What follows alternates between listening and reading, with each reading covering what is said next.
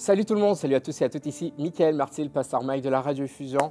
Content d'être avec vous et pour vraiment partager la parole de Dieu dans cette émission War Room. En fait, dans cette émission, on prie et on enseigne justement la parole de Dieu. Et aujourd'hui, en fait, on aimerait parler d'un sujet qui est vraiment percutant, qui va peut-être rejoindre pas mal de gens. Ce sujet, en fait, me rappelle qu'il y a quelques semaines ou quelques jours, pour ceux qui nous écoutent quotidiennement, en fait, qu'on a eu un homme de Dieu avec nous, c'est pasteur Hélène Magofi, puis on a parlé d'Élie, le manteau d'Élie, la double portion qu'Élisée a voulu avoir d'Élie.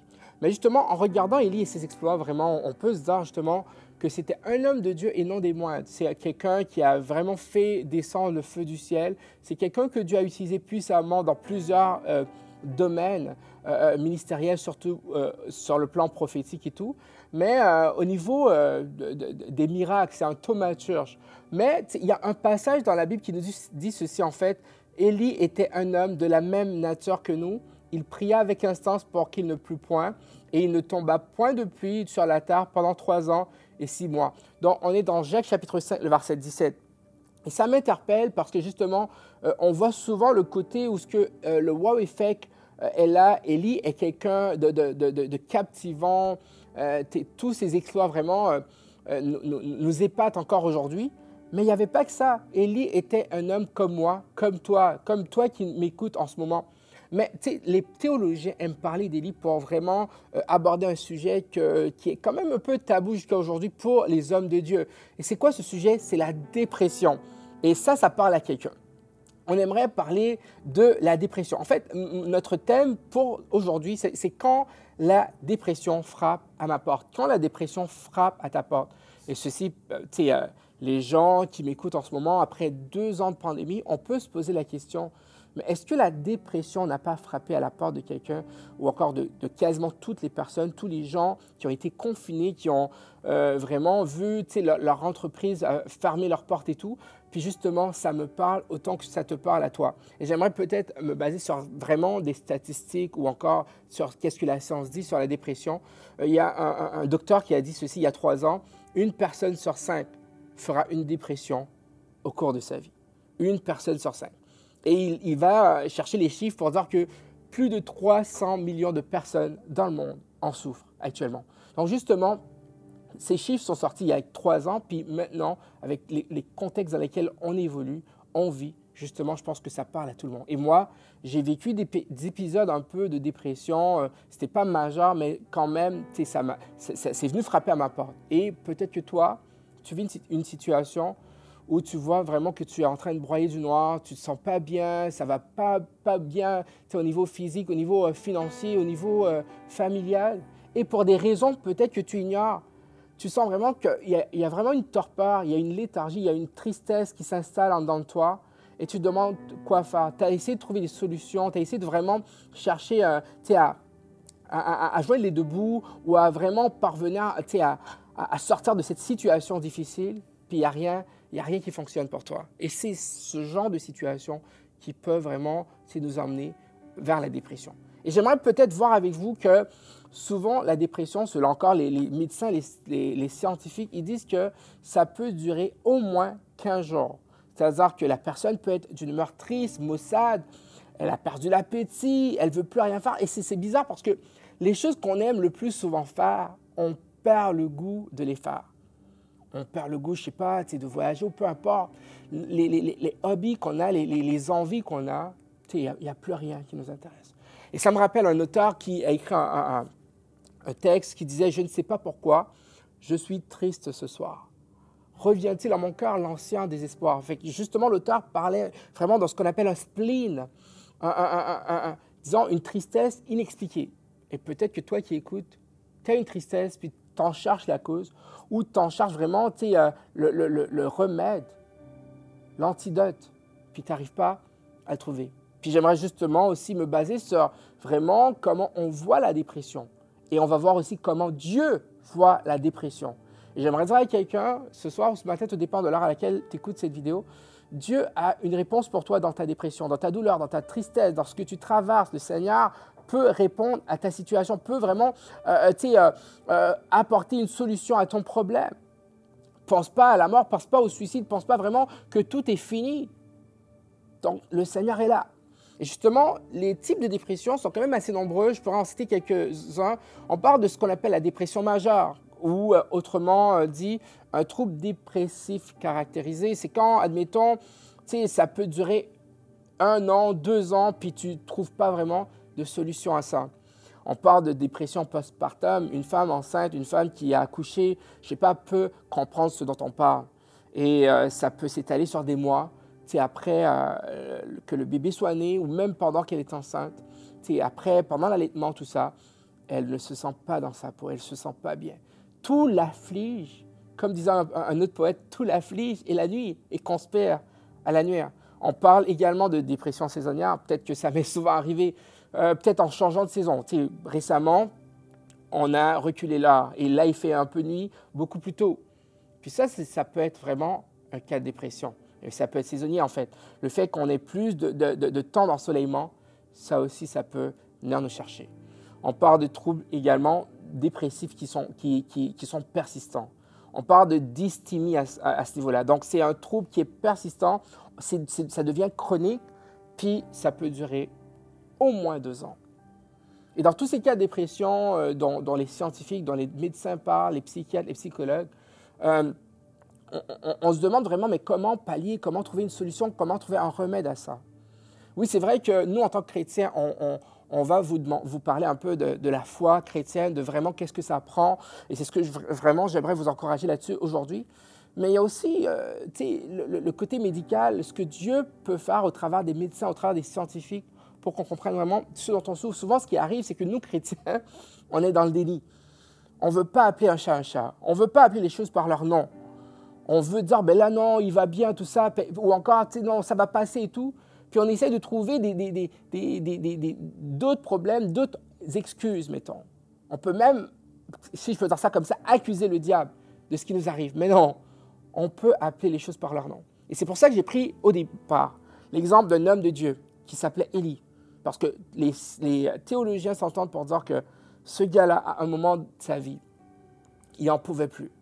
Ce gars-là, à un moment de sa vie, il s'est dit, tu sais quoi là, laisse faire, laisse tomber. Il a dit, Seigneur, je te remets ma lettre de démission, j'en peux plus. Et peut-être des pasteurs, à tous les lundis, pensent à ça aussi. Après un dimanche catastrophique, là, où quand ils vont confronter des situations vraiment, où ce que ça va vraiment mal dans leur ministère, ils se disent, ben là, écoute, c'est quoi là, Seigneur, je veux mon 4%. Puis là, le Seigneur parle à une personne en disant, voilà moi ce que je dis de la dépression. Je viens de vous lire justement Jacques 5, verset 17. Élie était un homme de la même nature que nous. Et j'aimerais faire comprendre à quelqu'un, tous les hommes de Dieu passent par des moments difficiles autant que n'importe qui dans le monde. Tous les grands hommes de Dieu, les grands instruments dans les mains de Dieu, ils ont vécu des moments d'angoisse, je sais pas, de larmes, de peur, je ne sais pas trop. Puis Dieu a été là pour eux. Et j'aimerais dire à quelqu'un que ce Dieu qui a été là avec Élie, dans cette situation qu'il a connue, ce Dieu qui a été là avec David, qui va écrire le psaume 34, alors qu'il avait peur d'un roi, qui savait que justement, il était une menace, puis lui, il va se comporter comme un fou. Ce Dieu-là, il est avec toi aussi. Et j'aimerais t'annoncer ce soir, ce matin, que Dieu est là dans ta dépression. Pour comprendre un peu l'histoire d'Élie, il faut aller dans le contexte. Dans 1 Roi, chapitre 19, le verset 1 à 15, où ça nous montre un peu un Élie qui sort vraiment de son, si je peux dire ça, qui était au fait de sa gloire. Élie a tué les prophètes de Baal. Élie a fait descendre la pluie ou tomber la pluie du ciel. Après plusieurs temps de prière, il a prié 7 fois, tout ça. Akab va vraiment être ébloui par vraiment l'exploit d'Élie. Puis là, tout d'un coup, la Bible nous dit que ça commence ainsi dans 1 Roi 19. Akab va rapporter à Jézabel tout ce que Élie avait fait. Et comment il s'en est pris au prophète de Baal quand le feu de Dieu est descendu du ciel. Puis là, Jézabel, au lieu de se repentir, elle va dire, que les dieux me traitent dans toute leur rigueur, que si je ne fais de ta vie ce que tu as fait à ces hommes-là, au prophète de Baal. Et voilà que le texte continue pour dire que quand Élie apprend cela, dans le verset 3, on est dans 1 Roi 19, il se leva, s'en alla pour sauver sa vie. Il faut noter un peu cette partie. Il arriva à Beersheba, qui appartient à Juda, et il laissa son serviteur. Pour lui, il alla dans le désert, où après une journée de marche, il s'assit sous un genêt et demanda la mort. Mais quel paradoxe! Un homme qui veut sauver sa vie va demander la mort en disant « C'est assez maintenant, Éternel, prends mon âme, car je ne suis pas meilleur que ma part. » On pourrait lire le texte au complet pour vraiment comprendre un peu l'histoire, le contexte dans lequel Élie se trouvait justement. On va dire qu'à un moment donné, il va se coucher, il va dormir vraiment parce qu'il est fatigué, autant physiquement que moralement. Et plus tard, Dieu va envoyer son ange pour Élie, pour vraiment le nourrir, pour le réconforter. Mais j'aimerais peut-être voir avec vous, alors que Élie traversait des moments difficiles, alors que tout allait de mal en pis pour Élie. Là, il va vraiment lancer un discours à Dieu en faisant comprendre ceci dans le verset 10. « J'ai déployé mon zèle pour l'Éternel, le Dieu des armées, car les enfants d'Israël ont abandonné ton alliance. Ils ont renversé tes autels et ils ont tué par l'épée tes prophètes. Je suis resté moi seul et ils cherchent à m'ôter la vie. » Là, maintenant, on voit un gars qui est en train de se répandre en Jérémie, en plainte, en larmes. Là, il est peut-être en train de reprocher Dieu. Ben, « Seigneur, pourquoi tu as laissé ça m'arriver? » Est-ce que souvent, peuple de Dieu, toi qui écoutes, on fait quelque chose pour Dieu? Est-ce que ça t'arrive déjà de faire quelque chose pour Dieu? D'avoir vraiment tout fait, puis il y a des choses qui t'arrivent en contrepartie, puis tu es en train de reprocher à Dieu ce qui t'arrive. Élie vient de vraiment éradiquer les prophètes de Baal. Puis là maintenant, la reine en veut à sa vie. Puis là, c'est là qu'il se trouve dans une situation où il est vraiment, comme on dit ici au Québec, tanné, fatigué, il n'en peut plus. Puis là, justement, il demande la mort. Et j'aimerais peut-être faire comprendre à quelqu'un la situation d'Élie qui est peut-être similaire à celle que nous vivons tous les jours. Comme je disais, il était vraiment dans le summum de ses exploits. C'est sûr qu'on sait qu'Élie va monter au ciel, tout ça, mais justement, il a vraiment battu les prophètes de Baal. Dieu a répondu par le feu quand c'était son tour.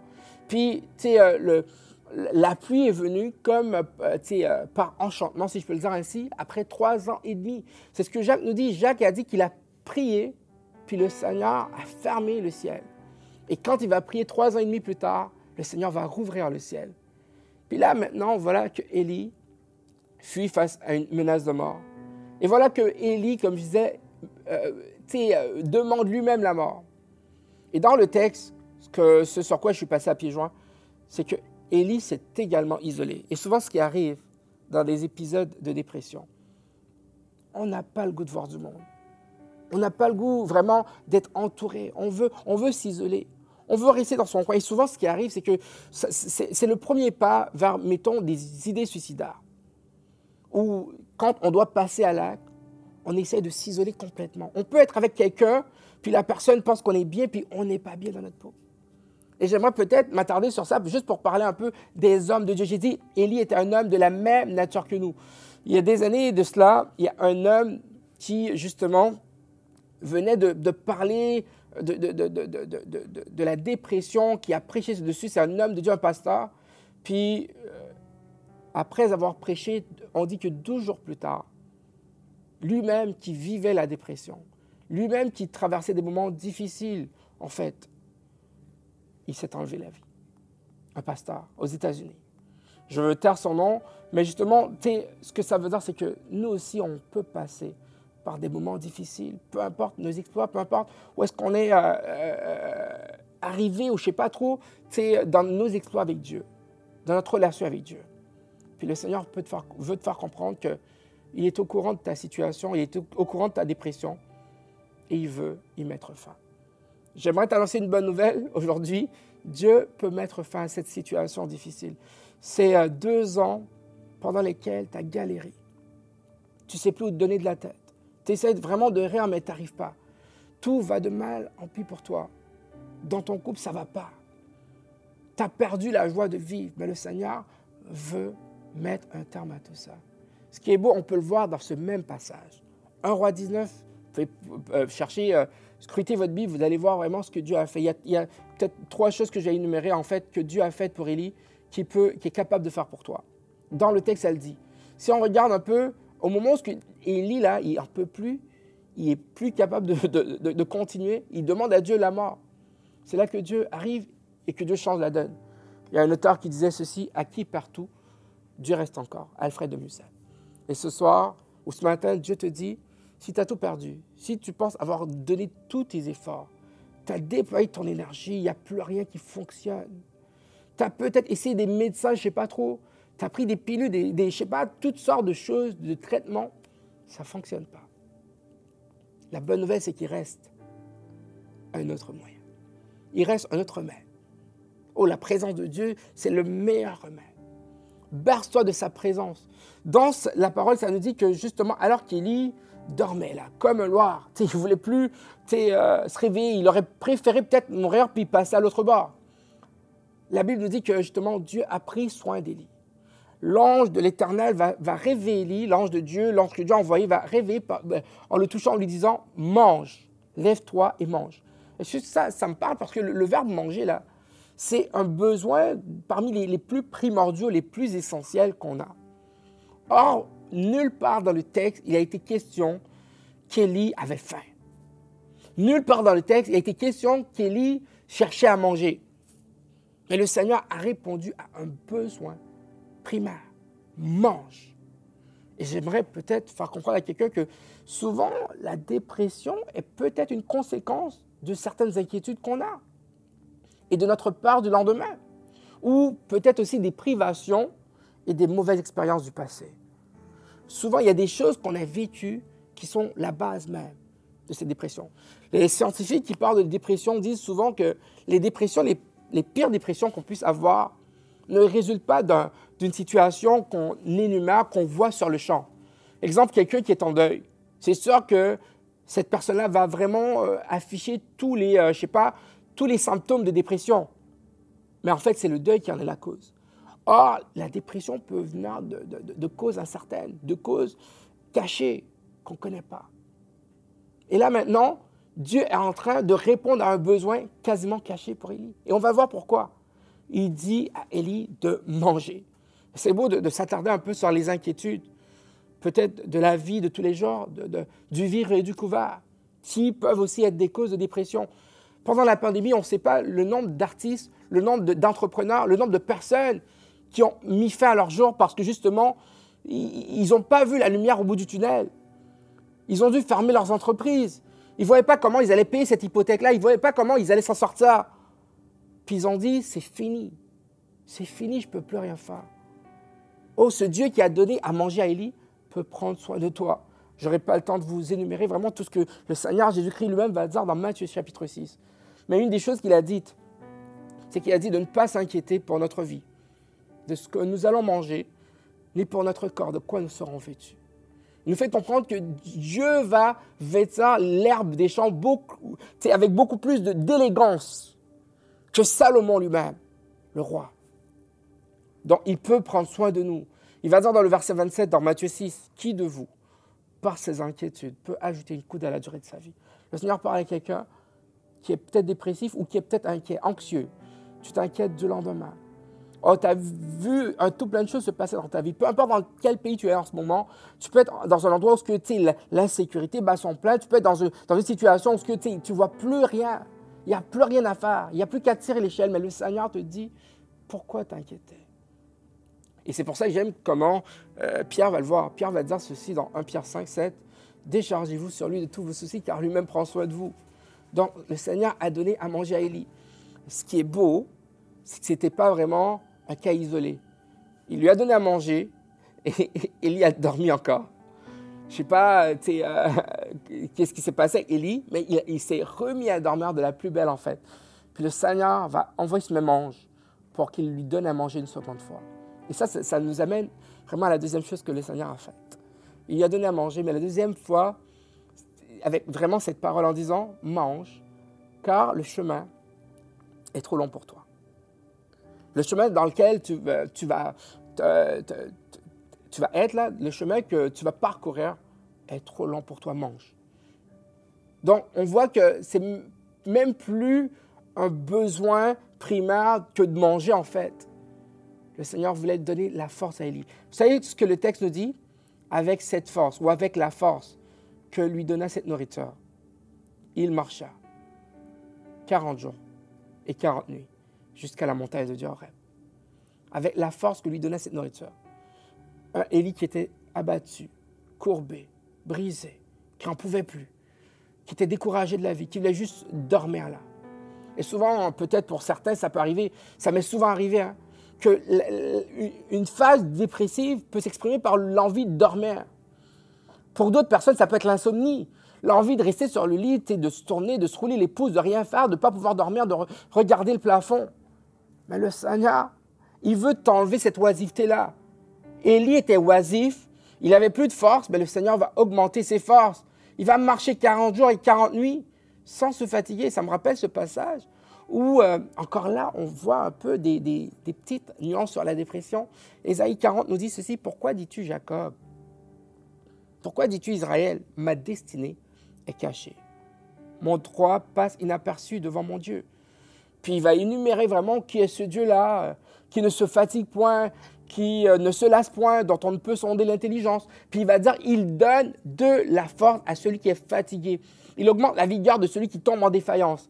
Les adolescents se fatiguent et cela, ces jeunes hommes chancellent. Mais ceux qui se confient en l'Éternel renouvellent leur force. Ah oui, ce sont de belles phrases, Michael. Tu me parles de force que Dieu donne, mais moi, ce n'est pas ce que je sens en ce moment. On dirait que Dieu m'a abandonné. On dirait que Dieu m'a laissé tomber. On dirait que Dieu, quand je lui parle là, dans une facette de ma dépression, je lui parle, on dirait qu'il ne répond pas.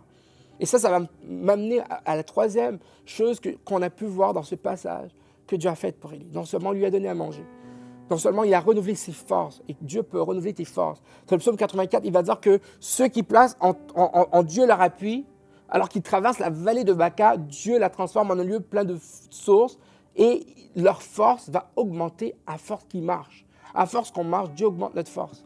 Et non seulement il donne la force, mais il y a une chose que Dieu fait encore. Ça, c'est le plus important pour moi. C'est que ce Dieu se révèle lui-même à nous. Oh, dans ta dépression, Dieu veut se révéler à toi. Comment on va voir ce passage? C'est que la Bible va nous dire que Dieu dit à Élie, après qu'il lui marchait et tout, il va lui dire, sors et tiens-toi dans la montagne devant l'Éternel. Dieu va lui parler, Dieu veut avoir un tête-à-tête avec son serviteur, fatigué, qui n'en peut plus. Il dit, sors et je vais me révéler à toi. Je vais te parler. Oui, j'ai abordé les situations que tu m'as dites, mais moi, je veux d'abord me révéler à toi. Une des meilleures choses qui puissent nous arriver, avant que Dieu puisse nous guérir, avant que Dieu puisse vraiment nous apporter une solution à notre problème. Il veut nous gratifier et nous garantir de sa présence. En se révélant à nous. Oh, combien de fois on vit des choses difficiles, puis ne serait-ce qu'un temps de louange, un temps d'adoration, un temps de révélation. Dieu nous parle, Dieu se révèle à nous. Dieu nous parle au travers de messages, je ne sais pas trop. Dieu veut se révéler à toi. Et j'aimerais peut-être dire à quelqu'un, dans les moments les plus difficiles, les plus sombres de notre vie, Dieu décide lui-même de se révéler à nous. On va comprendre pourquoi quand on lit Genèse 22, quand Abraham va devoir sacrifier son fils. Puis le fils lui-même lui fait comprendre, papa, je ne comprends rien, il n'y a pas d'agneau, il n'y a pas de sacrifice en fait. Puis il va lui dire, Dieu se pourvoira lui-même. En d'autres mots, Dieu va vraiment être celui qui va être le substitut. Et on sait vraiment, pour les théologiens, pour plusieurs, on sait vraiment qu'est-ce que ça représente. Ce qui va dire quand Dieu va faire en sorte qu'il y ait un bélier qui est retenu par les cornes. Une image de Jésus qui a été le substitut pour nous. Dieu veut se révéler à moi. Dieu veut se révéler à toi dans ta souffrance, dans ce deuil, dans cette léthargie, dans ce divorce. Oh, les moments difficiles que tu as connus, les gens t'ont abandonné. Dieu veut se révéler à toi. Oh, tu ne sais plus où te donner de la tête, Dieu veut se révéler à toi. Tu penses à des cachets, à des pilules, ou je ne sais pas trop, Dieu veut se révéler à toi. C'est le même Dieu qui s'est révélé à Moïse dans Exode chapitre 3. Ce qui est beau, on va terminer avec ça, c'est que Moïse, à un moment donné, il s'inquiète pour le peuple. Or, Dieu veut vraiment que Moïse lui donne son inquiétude. Et il y a une pensée qui dit ceci, s'inquiéter, c'est porter un fardeau que Dieu lui-même veut porter. Dieu ne veut pas que nous portions ce fardeau-là. C'est pour ça que Jésus va dire, venez à moi, vous tous qui êtes fatigués et chargés, je vous donnerai du repos. Moïse s'inquiète pour le peuple. Il a essayé lui-même de défendre le peuple, ou je ne sais pas trop, de s'ériger en leader, puis il a été pourchassé à un moment donné. Puis quand Dieu se révèle à lui pour la première fois, il va dire, non seulement il se révèle à Moïse, mais il va se révéler au peuple. Il va dire, j'ai vu la souffrance de mon peuple qui est en Égypte. J'ai entendu ses cris. Je connais cette douleur. Mais il ne s'arrête pas à « j'ai vu, j'ai entendu et j'ai connu » ou « je connais ». Il va dire « je suis descendu » pour les délivrer et pour les faire monter dans ce grand et vaste pays. Ce Dieu s'est révélé lui-même. Ce Dieu qui s'est révélé dans le buisson ardent a dit « je suis descendu ». Oh, dans ta dépression, j'aimerais te dire une chose. C'est triste de voir que dans certaines situations dans lesquelles on se trouve, il n'y a rien qu'on puisse faire pour se sauver soi-même.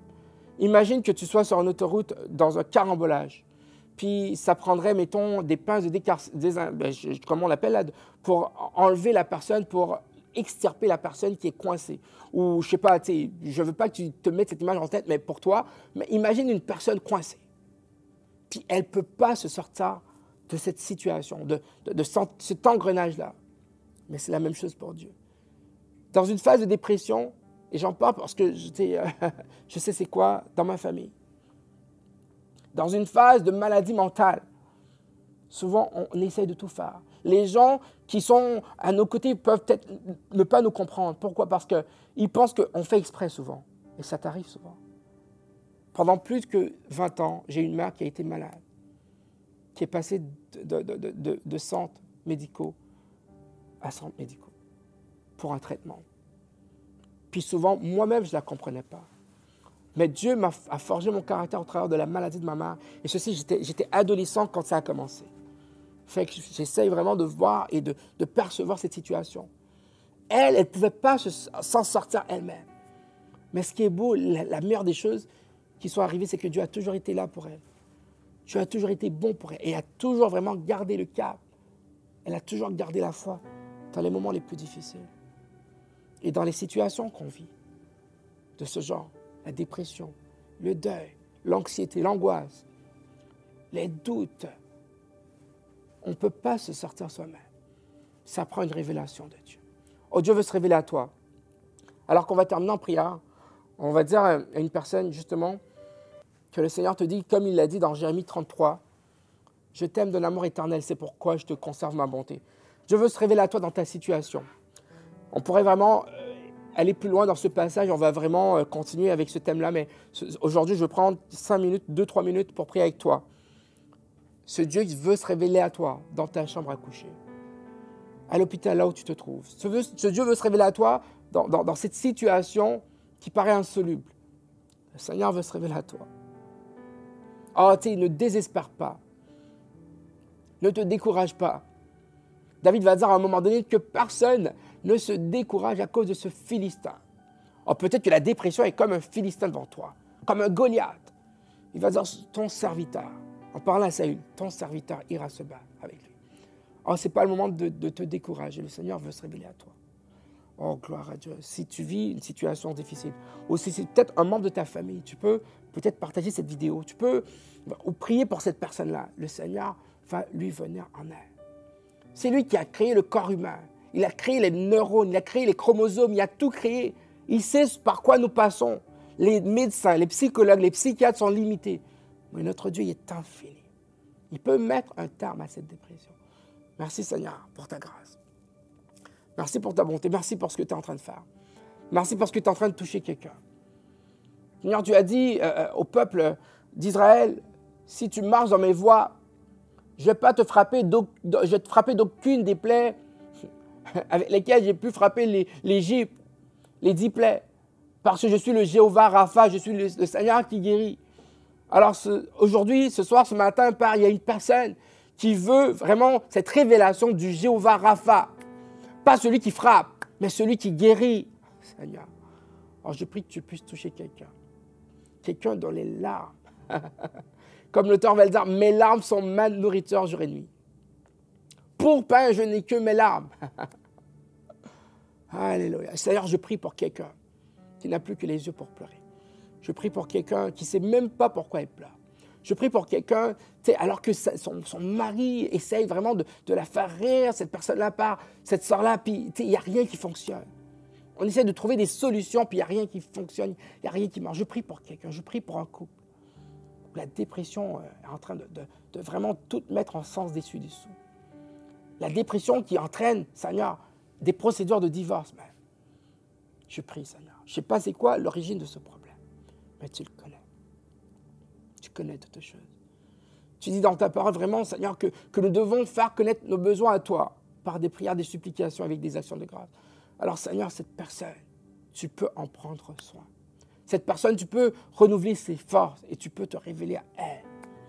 Seigneur, viens, touche cette famille, touche ce frère, touche cette personne avec des idées, un instinct suicidaire, Père. Un instinct de découragement. On a envie de tout lâcher, de lâcher l'école, de lâcher le travail, de lâcher vraiment cette passion, Père. Je prie que tu interviennes. Seigneur, guéris. Oui, Seigneur, on a beaucoup d'informations sur la dépression. On pourrait chercher encore plus d'informations, avoir accès à des traitements, je ne sais pas trop, mais Seigneur, tu es celui qui guérit. Le médecin soigne. Le médecin peut avoir un temps de psychothérapie ou peu importe, mais toi, tu guéris. Et tu comprends notre douleur. C'est important, Seigneur, que nous devons nous rappeler par que, Seigneur, avant même que tu guérisses Lazare ou que tu réveilles Lazare d'entre les morts, tu as consolé la famille, tu as pris du temps avec la famille pour montrer vraiment que tu comprends. Et tu l'as fait par compassion. Alors, Seigneur, il y a quelqu'un qui veut que tu te révèles à lui, Seigneur, dans cette souffrance, avant de guérir cette servante, avant de guérir ce serviteur, avant de le toucher. Visite, Seigneur. Visite cette chambre. Visite cette famille, Père. Sèche les larmes. Tu as dit, Seigneur, que à ton retour, tu vas essuyer toutes les larmes de nos yeux, Père. Et il y a une personne, peut-être, que ces larmes n'arrêtent pas de couler parce qu'elle a perdu quelqu'un. Parce qu'elle a vécu une situation difficile. Elle a perdu quelque chose de très cher. Je prie, Seigneur, que tu puisses compenser cette perte-là. Dans le précieux nom de Jésus-Christ.